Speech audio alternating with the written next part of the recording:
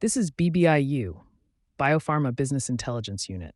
We provide structured insight and strategic analysis.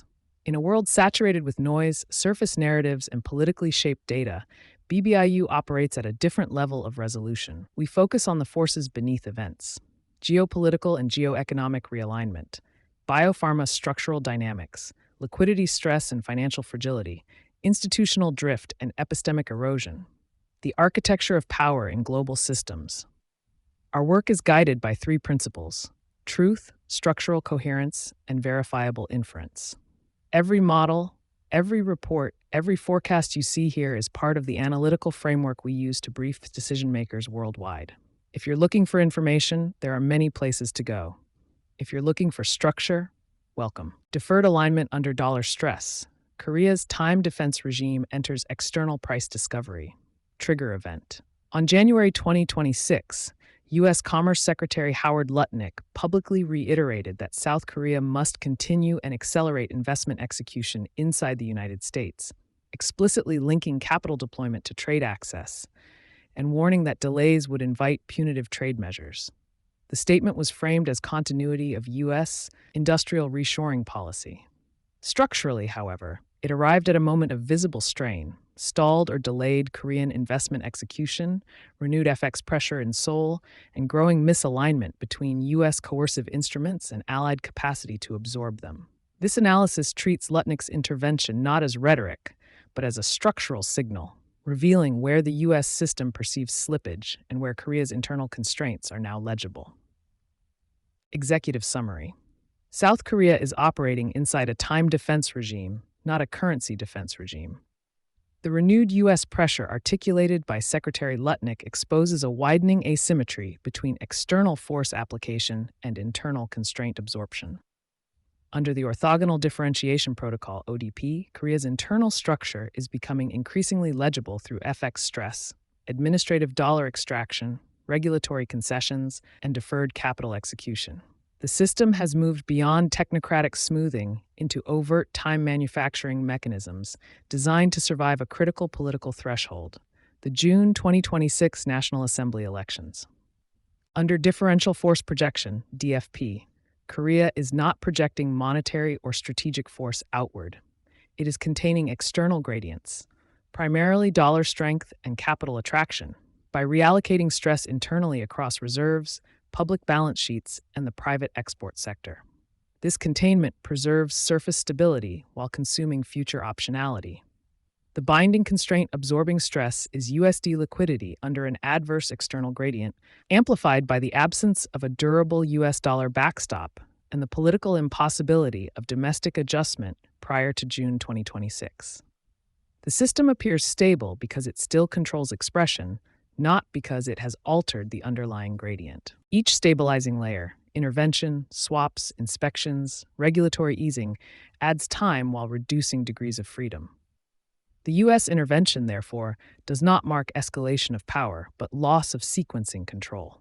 Enforcement spillovers, upstream shocks from China-Japan trade frictions, and Korea's internal FX fragility have begun to interfere with Washington's reshoring timeline.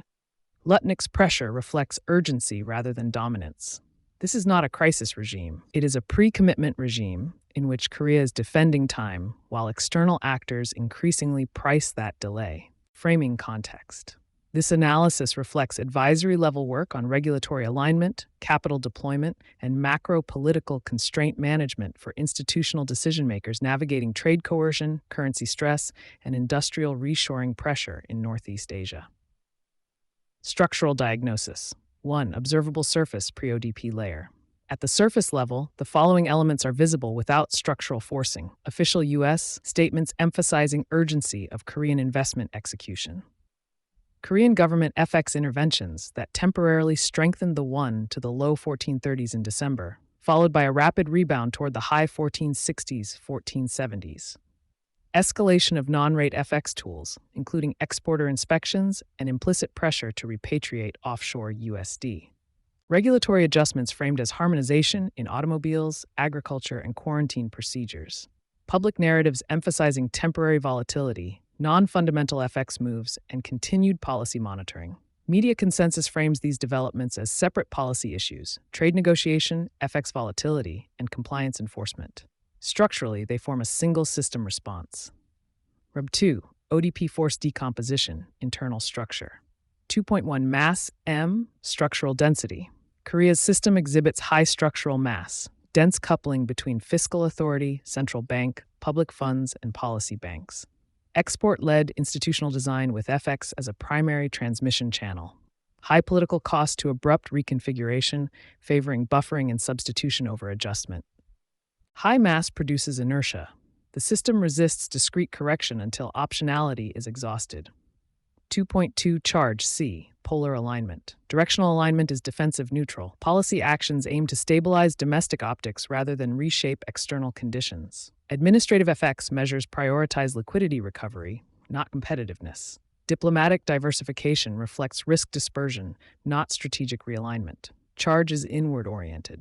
The system absorbs force, it does not emit it. 2.3 Vibration V. Resonance, sensitivity. Volatility is elevated but damped. Recurrent FX interventions prevent disorder but do not anchor expectations. Shock recurrence indicates continuous absorption rather than episodic stress. This is a high-resonance system with damping, not equilibrium. 2.4 Inclination I. Environmental gradient. The external slope remains adverse. Persistent global dollar strength. Asymmetric access to dollar backstops relative to peer economies. Upstream supply disruptions affecting allied production, e.g. rare earth constraints on Japan. Inclination is endured, not altered. 2.5 Temporal flow T. Time is being actively consumed. Swap extensions, inspections, and regulatory easing stretch the adjustment horizon. The objective is deferral, not resolution. Temporal flow is elongated under pressure. ODP index assessment, structural revelation. ODP exposure is rising from managed to legible.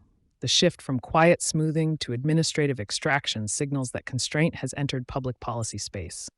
The system's internal structure is increasingly observable to external actors. ODP measures revelation, not strength.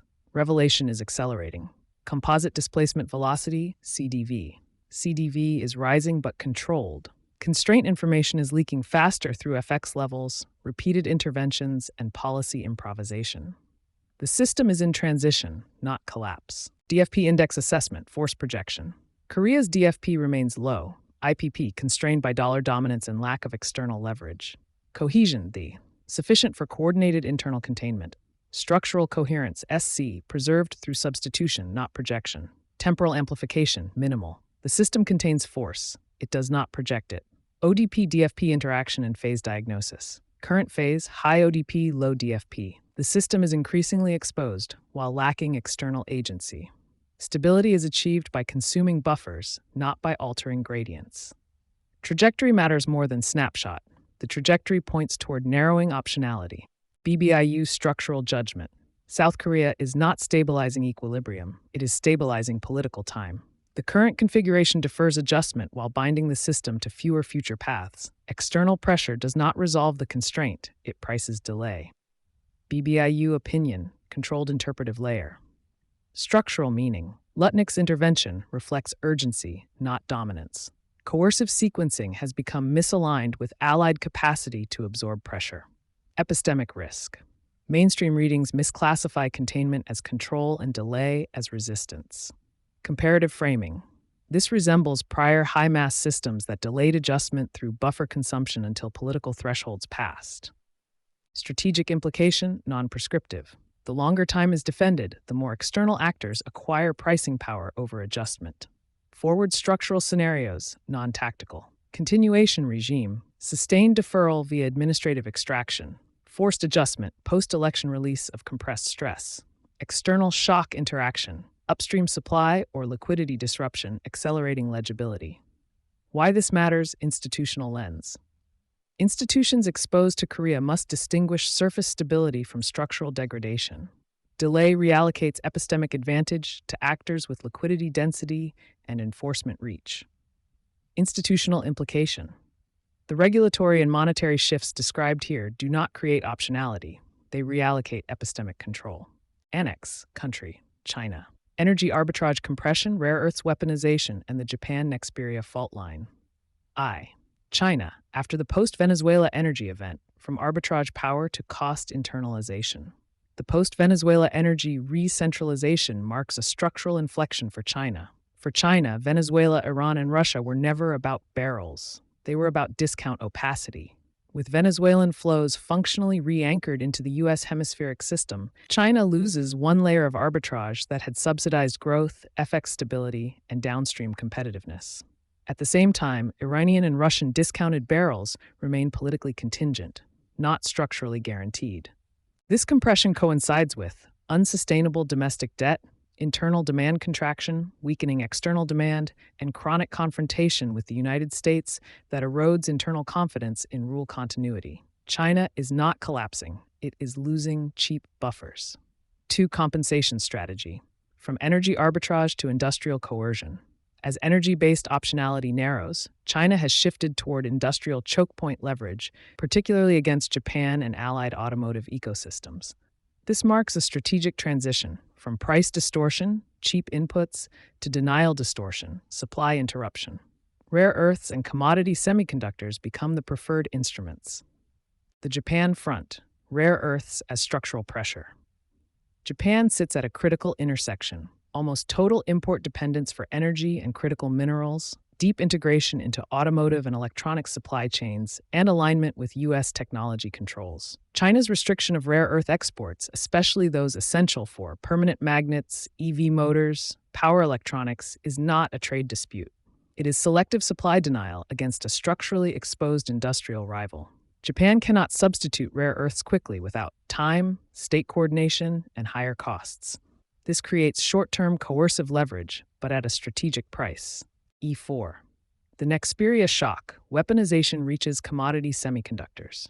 The Nexperia export ban crystallizes the escalation. Although Nexperia represents only 1% of global auto semiconductors by share, it is systemically dominant in discrete semiconductors, power devices, ultra-low margin, high-volume components. These parts are cheap, invisible, and indispensable. By blocking exports from Chinese plants that produce 80% of Nexperia's output, Beijing demonstrated that commodity semiconductors are as geopolitically lethal as rare earths. This directly hit Japanese OEMs, Toyota, Korean OEMs, Hyundai, European OEMs, VW, BMW, and indirectly U.S. automakers. VODP, what this reveals about China's internal structure. 5.1 mass M, high but costly. China's system remains high mass, large industrial base, centralized coordination, administrative enforcement capacity. High mass delays collapse, but raises adjustment cost when buffers disappear. 5.2 charge C, defensive coercive alignment. China's polarity has shifted from opportunistic neutrality to defensive coercion.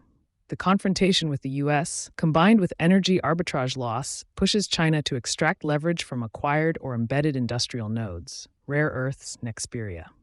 5.3 vibration, rising resonance. Weaponization increases systemic vibration. Supply chains react faster, trust erodes, substitution planning accelerates. Stability persists, but sensitivity increases. 5.4 inclination I, steepening gradient. The environmental slope is worsening. Energy discounts compress, industrial retaliation invites counter-policy. Foreign governments harden investment and M&A controls. China's operating environment is no longer flat, it is uphill. 5.5 temporal flow, T, time becomes expensive. Each coercive act buys short-term leverage but accelerates long-term decoupling. Time no longer amortizes stress, it compounds it. 6. Why the Japan-Nexperia axis matters strategically. The Japan dimension is critical for 3 reasons. Japan is not expendable. It anchors advanced manufacturing, automotive standards, and allied supply chains. Japan has alternatives, slowly. Rare earth substitution, recycling, and non-China sourcing exist, but require time and capital. Each coercive act accelerates sovereignization. Japan, Korea, the EU, and the US are already moving to onshore discretes, subsidize power semiconductors, and restrict Chinese ownership. Nexperia demonstrates that extraction without renewal produces diminishing returns. 7. DFP, China's shrinking external projection. Energy arbitrage once allowed China to undercut competitors silently, project pricing pressure outward. Industrial coercion does the opposite. It is visible, politically mobilizing, and alliance-forming. China can still deny supply. It is losing the ability to shape gradients quietly. 8. Phase diagnosis, BBIU. China is transitioning from buffered resilience to contested resilience. Energy leverage narrows. Industrial coercion escalates. Trust collapses faster than capacity. This is not a loss of power, it is a loss of efficiency in using power. Einth. Structural translation. China's vulnerability is not dependence on oil, rare earths, or semiconductors per se. It is dependence on opaque distortions that others now seek to eliminate. As Venezuela recentralizes, rare earths are weaponized, and Nexperia accelerates sovereign substitution, China is forced to internalize costs it once externalized. What looks like leverage today becomes self-imposed isolation tomorrow. BBIU closing line, annex level. China's strategic challenge is no longer access to resources, but the cost of coercion. Energy arbitrage is compressing. Industrial weaponization is accelerating decoupling. Stability remains, but the price of maintaining it is rising structurally. Annex, country, Japan. Direct confrontation with China, rare earth exposure, and the strategic need to anchor Korea. Japan enters a direct confrontation regime with China. Japan has moved from managed friction to direct confrontation with China. The shift is not rhetorical, it is material and structural. China's weaponization of rare earths and commodity semiconductors, Nexperia, directly targets Japan's industrial core. Japan's economy remains energy and mineral import dependent, with limited tolerance for supply denial. Unlike prior cycles, China is no longer signaling selectively, it is demonstrating denial capacity. This places Japan in a regime where neutrality is no longer viable. Why Japan cannot fight alone. Japan's structural constraints are clear. No energy autonomy, oil, LNG, and critical minerals are externally sourced. High industrial sensitivity, automotive, electronics, machinery depend on uninterrupted inputs. Limited coercive tools. Japan does not control choke point commodities equivalent to rare earths. As a result, Japan's strategy must rely on alignment density, not unilateral leverage. That makes Korea structurally decisive. Third, Korea as the swing variable in the Japan-China confrontation. From Japan's perspective, Korea occupies a non-substitutable strategic position, geographically adjacent, deeply integrated into regional supply chains, and simultaneously exposed to China and the United States. Japan does not require Korea to openly confront China. It requires something narrower and more urgent, that Korea does not materially assist China's coercive capacity. This includes not absorbing diverted Chinese exports under discount coercion, not enabling rerouting of restricted components, not politically shielding China in multilateral forums. Silence is tolerable, assistance is not. Or 4, the leadership channel, why alignment with Lee matters. Japan understands Korea's internal constraints, FX stress, political exposure ahead of the June 2026 National Assembly elections, dependence on external stabilization, especially USD liquidity. This creates leverage. Japan's diplomatic objective is to anchor Korea's macro survival calculus to alignment neutrality vis-a-vis China. That is why recent leadership engagement is not symbolic. It is structural bargaining, Comprehensive and Progressive Agreement for Trans-Pacific Partnership, CPTPP, as the economic anchor. The CPTPP emerges as the credible economic integration lever Japan can offer Korea. For Japan, CPTPP is not merely a trade agreement. It is a rules-based alternative to China-centric trade gravity, a commitment device that constrains opportunistic alignment, a signal to the United States of disciplined regional ordering without formal security escalation. For Korea, CPTPP represents market access diversification, a partial hedge against China dependence, and a political signal of strategic maturity. This makes CPTPP a structural bargaining chip, not a commercial one. 6. ODP, what Japan's internal structure reveals. 6.1 mass M, medium-high but exposed. Japan's system is coherent and disciplined, but lacks energy buffers, commodity leverage. This makes it efficient but brittle under denial shocks. 6.2 charge C, defensive alignment. Japan's polarity is now clearly aligned against coercive supply denial. The confrontation with China is not ideological, it is survival-based.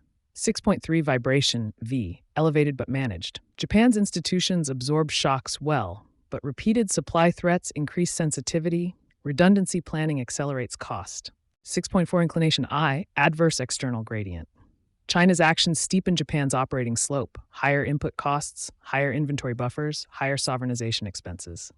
6.5 temporal flow, T. Japan does not have the luxury of long delay. Its strategy requires fast coalition anchoring. 7. DFP, Japan's force projection constraint. Japan's DFP is indirect, alliance anchoring, rules setting, institutional density. It cannot deny supply. It must neutralize denial by coalition. This is why Korea matters more than rhetoric. V8, Phase Diagnosis, BBIU. Japan has entered a coalition-dependent confrontation phase. China applies denial leverage. Japan responds by tightening alignment. Korea becomes the hinge. CPTPP is not the goal. It is the locking mechanism. Ike's structural translation. Japan's confrontation with China reveals a deeper truth. In a denial-driven world, power belongs not to the loudest actor, but to the one who prevents isolation. Japan cannot defeat China alone, but it can raise the cost of coercion if Korea does not defect. That is the structural meaning of the Japan-Korea engagement. Ex-alliance stickiness. Why Japan-US is structurally stronger than Korea-US. Japan's alliance with the United States is structurally stickier than South Korea's. This is not a matter of sentiment or leadership style. It is institutional density. Japan-US alignment is anchored in permanent basing and force integration, decades-long legal and operational continuity, high trust in compliance, execution, and strategic predictability, minimal ambiguity in geopolitical alignment. By contrast, Korea-US alignment, while formally strong, is conditionally elastic, more sensitive to domestic political cycles, more exposed to FX and macro stress, more prone to tactical hedging between China, Japan, and the US. If your organization requires structural clarity, BBIU is available for private briefings and strategic analysis. To initiate contact, visit biopharmabusinessintelligenceunit.com and reach out through the Institutional Access channel.